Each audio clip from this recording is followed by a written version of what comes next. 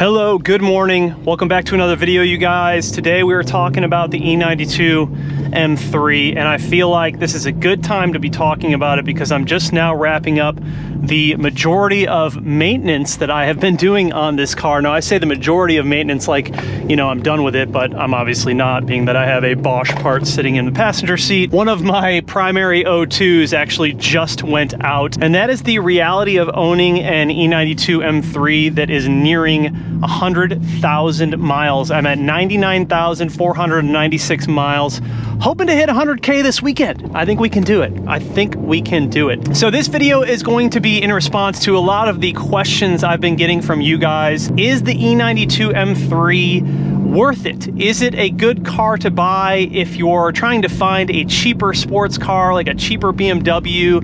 These cars are in the 20s right now, some nicer versions in the 30s and even 40s. It really all just depends on the spec of the vehicle. And then of course, you know, the condition of the car and the mileage. The reality is the majority of these cars are going to be around this mileage, if not a little bit more. I'd say nowadays it's kind of rare that you find them under 100,000 miles, being that this is a car from, well, mine is a 2008. So I paid just over $20,000 for this car almost about 2 years ago. Let's open up these valves. And yeah, it's been...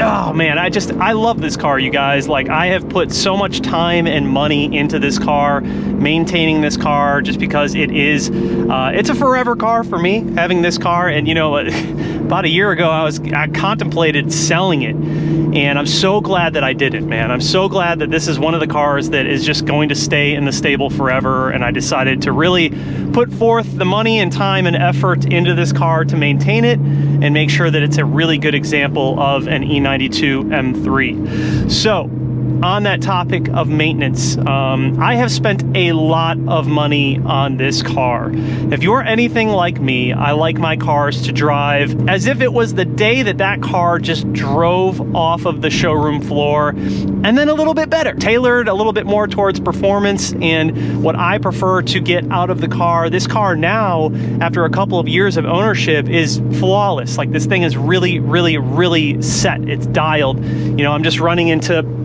things that are going to come along with 100,000 mile cars. You're going to have little issues here and there that come about, but as long as you take care of like the major maintenance items, you know, it's like beating a dead horse at this point. We talk about maintenance, but as long as you take care of those items, you know, this is going to be a really, really fun ownership experience for you. These cars are just different, man. There is no other M3 like the E92 M3. Depending on whether you want to buy the car in manual or whether you want to buy it in DCT, I truly think that you cannot go wrong with either. I love the DCT. I love the manual. If I had it my way, I would own both. I would probably have like an E90 in DCT, which is ironic because I used to have one. And I would probably have my E92 in manual. They're just both fantastic transmissions, and they're kind of both set up for different things. And you'll appreciate the cars in different ways depending on which transmission you go with.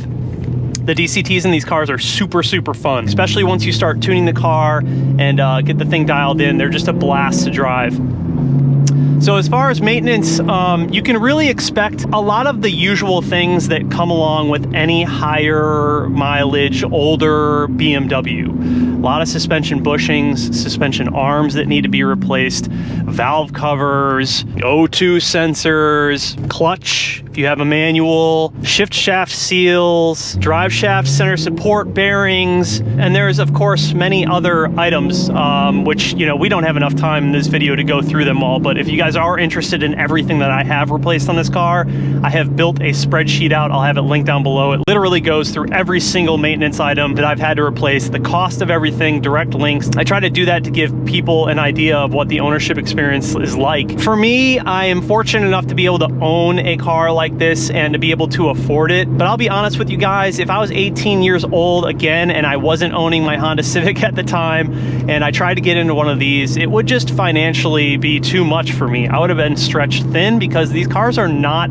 cheap to maintain. Depending on, you know, if you spend a little more up front, obviously you're going to get a better version of one, but that doesn't really matter. The age of the vehicle and the mileage will come at some point, and you are going to have to replace things that just go old over time, regardless of mileage. And then you go into the mileage side of it, and there's other things that are going to go bad over time. So these cars just require a lot of upkeep and maintenance at a certain point, and you sort of need to do like a complete refresh on the car. And that's really been my experience with the majority of BMWs that I've owned. You know, I've really gone all in and spent a lot of money and a lot of time and a lot of tears to keep the car at a level where it's good and I don't have to worry about it. Like, I trust all of my cars at this point to get me as far as I need to go, and as long as I need to have them drive me. I don't really have any major issues with them because I take really, really good care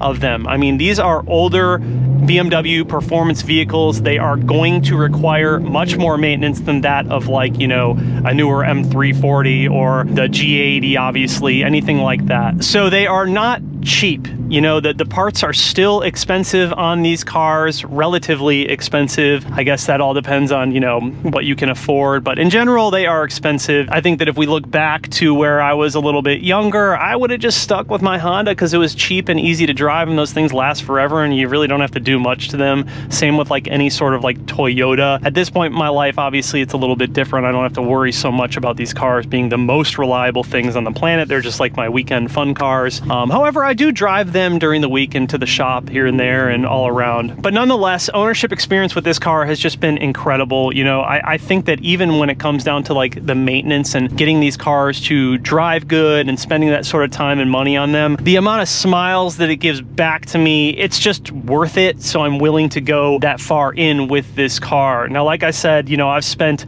a good amount of money on this car, a lot of money. And, you know, like, these cars are definitely liabilities. All cars are pretty much liabilities. So from a financial standpoint, is this an intelligent move? Absolutely not. But I don't think that you're looking to buy, you know, an E92 M3 to make an intelligent move. If you are looking for an intelligent move financially, don't buy this car. Just go buy like a Honda Accord or, you know, a Toyota Corolla that's like $3,000, $4,000 and save your money in the bank. Go that route. But if you are, you know, if you have the expendable income and you're not worried about having the fastest straight line speed car, this is definitely a good one. I don't plan on getting rid of this car ever. It's just going to be in my garage forever. Over time, I think these are going to become collectibles, especially if they're in good condition and they're a desirable spec. You know, this car, single hump, manual, now carbon roof, used to have a sunroof. This is going to be a special one for sure. And yeah, this one just does everything for me, so there's really no reason I'm gonna get rid of it. I gotta stop at my storage unit to grab a couple of parts. Oh yeah, you hear that clicking? That blower motor is bad too. So, you know, I mean, these are the things that you're going to be replacing and facing as you reach higher mileage in these cars. I think that you're gonna get that with any older car. Things are just gonna be a little bit more expensive when you're in a older BMW M3. That is just the nature of having an older BMW performance sports car. It's gonna come with that older BMW performance sports car tax. That's just the way it is. So do I think it makes sense to buy one of these cars that is a little bit older, has higher mileage, and is super cheap or a little bit cheaper? The answer is tough because it really depends on what you can afford and, you know, your situation. Like, do you work on your own cars? Will you save yourself time and labor?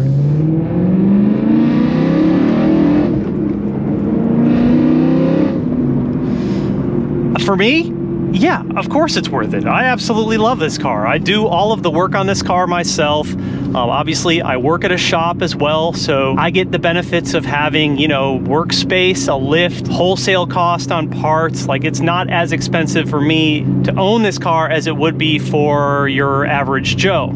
I'd say that for the majority of people, you would really have to want or love this specific model of car for it to make a whole lot of sense for you to own one. These cars are not for everyone. I mean, by today's standards, you know, this is a pretty slow car. It's naturally aspirated V8. The S65 is not your torque monster. If you're looking for speed, go with a B58, go with an S55, go with an S58. You're gonna get way more effortless power and torque out of the car versus going with a V8. The difference is with an E92 M3, you really have to drive these cars and you have to understand why they were developed. These cars were developed for the corners. You know, it's got an 8400 RPM red line. Like, this thing wants you to be above 5,000 RPMs in order to reap its benefits. But it's an extremely capable car. I mean, you've got 50-50 weight distribution, got a high revving V8. It sounds absolutely insane. This one in particular, being that it's so well dialed at this point,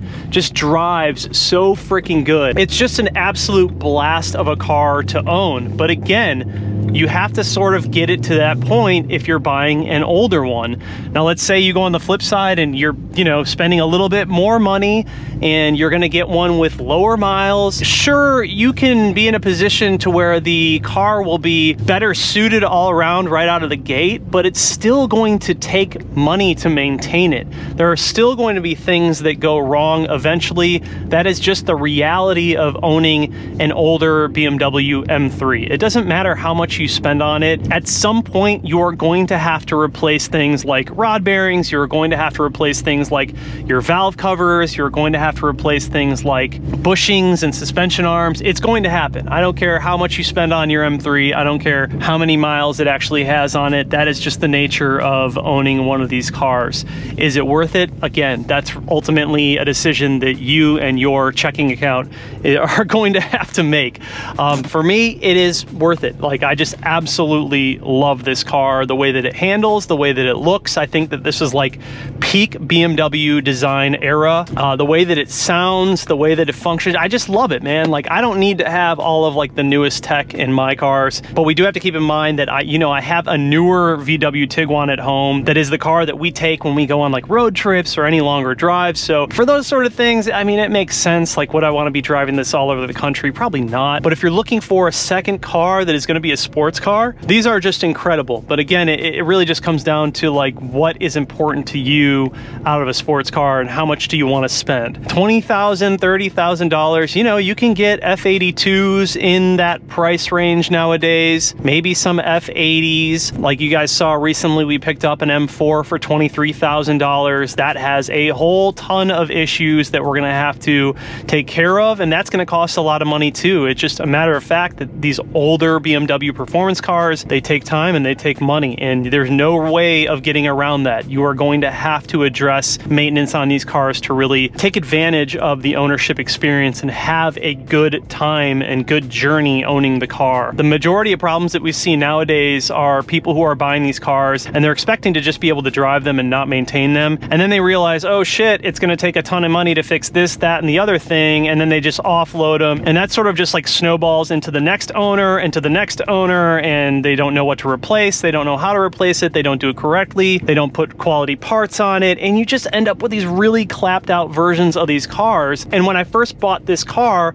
it was one of those cars. This thing was in terrible shape. Like, it needed so much work, you guys, but I was committed to the journey. I was committed to the car. I knew this was the one that I wanted, and I was like, I'm just going to go all in. It's going to be a no expense spared type build, and we're just going to do it the right way. But ultimately, I'm really glad I did, man. Like, this car is just, this is the second S65 that I've owned. The first one was an E90 DCT. This one's obviously E92 manual. There's really just no other BMW that is like this BMW. I would say like the closest you're going to get to it is probably the E46 M3. That is another high revving, naturally aspirated BMW M car. Obviously the generation before the E92 M3s. But after the E92 M3s, they just stopped making them like this. And that's why this one's kind of special. But I think in today's world, you know, we're kind of spoiled with horsepower. We expect every car to come out of the gate with 800, 900 wheel horsepower. And if you're expecting that same sort of experience from one of these, you're just going to be let down. It's just not the car for you. You know what I mean? There's just so many other options out there. And these are not the cars for everyone. Like, I'm just going to be flat out honest with you guys. It is really 50-50 when it comes to the E92 M3. I do a lot of polls on my Instagram and just trying to collect data and see how many people actually like these cars versus how many people actually don't. It seems that the people who really, really like these cars,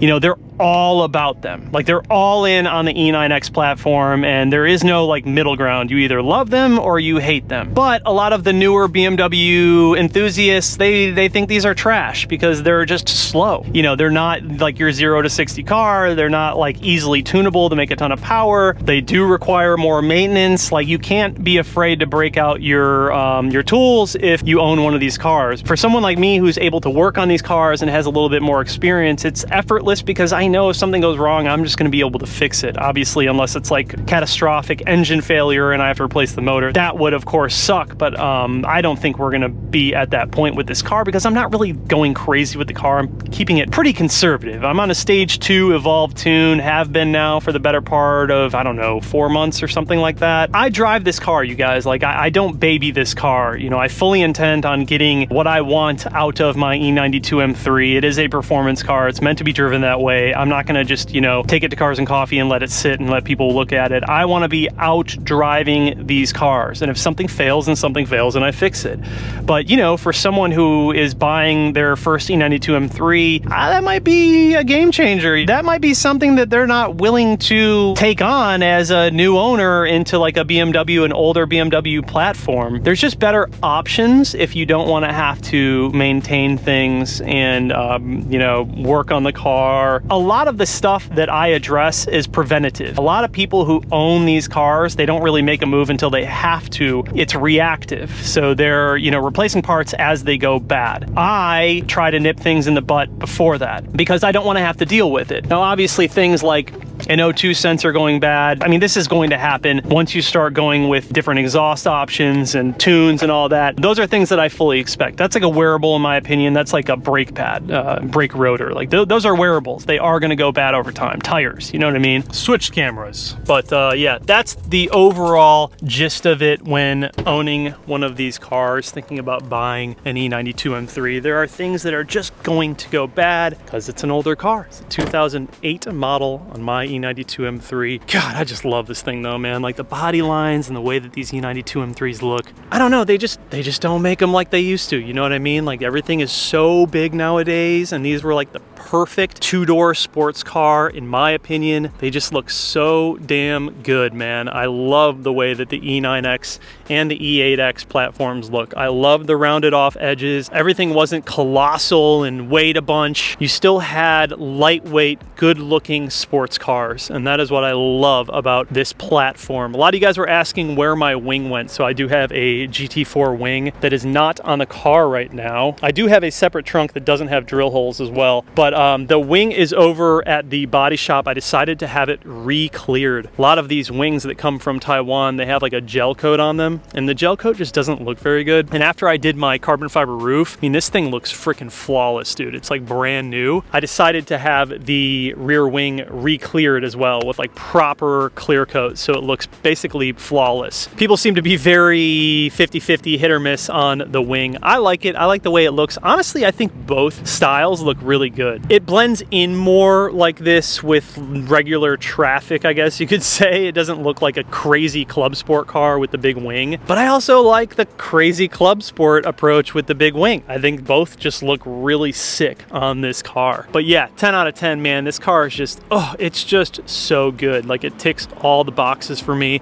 I recently, as you guys saw in one of the last videos, did my valve covers, and I'm super happy with the way that that turned out. And this car is just, it's coming along, you guys. It's one of those cars where I'm putting so much time and so much energy into it, but it's finally coming along. Did the MLT billet aluminum valve covers in gold, and the gold matches my F80 brake setup. my brake calipers. Looks really, really nice. Originally, I was going for like a carbon ceramic gold, but the powder coat that we use is a little bit darker, but I gotta say, man, I'm not mad at it. Like, it looks really good with this wrap and with the black features and some of the carbon up front. Like, the whole mix is really, really nice. It's not super loud. It's like a subtle pop, but it goes well with the wrap and everything. Yeah, 10 out of 10, super happy with it. But like I said, man, maintenance has been one of those things where this one was just neglected. Like, I had to replace everything. And I'm not saying that you're gonna have to have the exact same experience as I did, but you certainly are gonna have to replace things, because a lot of these hoses, a lot of these vacuum lines, they get old, they get brittle, they break. Your silicone radiator lines, your coolant lines, things of that nature, those get old, they get brittle, they start to leak. It's obviously a little bit different in my case because I just decided to attack everything. I left no stone unturned and I went at it. Made sure if I was going to be driving this thing the way that I drive it and trying to enjoy it as much as I do enjoy it, that I was just going to tackle everything within my power. But by doing that, I think that's really what has allowed me to have an awesome ownership experience of a E92 M3, and not only just any E92 M3, like the spec of E92 M3 that I've wanted my whole life. This is the one. I really wouldn't change anything in this car. Like, I've turned it into the spec that I want. When I removed the sunroof, I got a lot of heat on that as well. It was also one of those things where it was pretty split, and that was surprising to me. I thought the majority of people would be into the carbon fiber roofs, but it seems that it's like 50-50, man. Like, some people are like, I can't believe you removed the sunroof. Like, I can't live without a sunroof. I never use my sunroofs. In my E82 or in my E92, I never used the sunroof. And I just love the way that the slick top or the carbon fiber roof looks on these cars. Like, if I tried to find another E90, which I do want another one in DCT, I would try to find one that was slick top. I think the slick tops look so freaking good on those cars. But obviously, you know, changing this thing from a sunroof to a carbon roof car isn't something that everyone has to do, nor will they do. I'm sure I'm like one of the few that has done that. But that was just more of me challenging myself and wanting to make my spec the spec that I wanted. It wasn't really about like trying to be more rare or cool. It was just what I wanted, so I did it. So again, I really believe that the ownership experience of an E92 M3 can be absolutely incredible. You just have to know what you are getting into. You have to know what to expect, and you have to be ready with any older BMW or sports car, performance car in general, to replace things, to maintain things. It is not going to be a walk in the park. It is not going to be easy. It is not going to be cheap. If it's an older car, it's got higher mileage. In general, it's going to cost you some time and some money. It just depends if it's worth it. For me, is it worth it? 100%. I would not trade the experience of owning this car for anything in the world. I love this car. Even if I could afford a Bugatti right now, it wouldn't matter. This car would still be in the garage. I would still be driving this car all of the time. It's just a different experience that I have grown to cherish and love over the years. And I think that, you know, this one has gone through a long journey with me, so I've got sort of a personal attachment to it. It's kind of the same as like my 1 Series, you know. It's not a 1M, it's a 135, it's a 1M clone, but that car has been a journey, and I just have this deep attachment to it. It's no different with the M3, same deal. So some people will tell you, you know, if you're gonna buy one, make sure you get lower miles, or you get a later model, or spend a little more money, or get this and get that. I think that either way, you're going to be addressing maintenance unless you find one that was owned by someone like me who literally went and did everything. And that's really why I would never sell this car. I would lose my ass completely. The amount of money that I've put into this car, I would never get out of it. But that's okay, because I'm not looking to sell this car. I'm not looking to like make money on this car. I don't see this car as like an investment. It's not an investment. None of these cars are investments, let's be real. But as long as you have some of that money and you know what to expect, and you're just buying a car because you want to have fun with the car that you want, fantastic car. You cannot go wrong with the E92 M3. But if you are, you know, a college kid who's eating ramen and trying to just get by and save your money, don't buy this car. It's not for you. You need to have like a Honda Civic or a Toyota Camry or something that's just cheap and reliable It doesn't cost you more than like 4 or 5 grand in cash, and you can just drive the actual shit out of it. I'd say that any car above 10 grand is probably not worth it if you're in college and trying to save up your money and prepare for your future. Got to be smart about those decisions. I really didn't start building these cars until I was well off and I could actually afford them. And I could pay for everything in cash and not take out like ridiculous lines of credit. So without turning into Dave Ramsey on you guys,